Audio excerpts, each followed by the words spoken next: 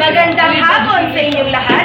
Kami ang Group 5. Subaybayan po natin ngayon ang aming dula-dulaan tungkol sa pagbanta ng Persia na sakupin ang lungsod ng Athens.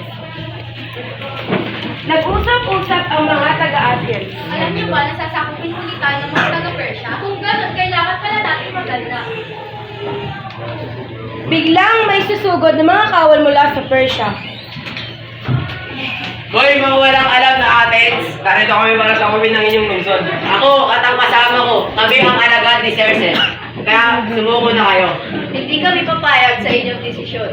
Huwag niyo na ulit sakupin ang aming mga lungsod. Mabuti pa't umalis na lamang kayo. Tumakbo naman ang mga kababaihan. Naglaban-laban ang mga taga-Athens at Persia.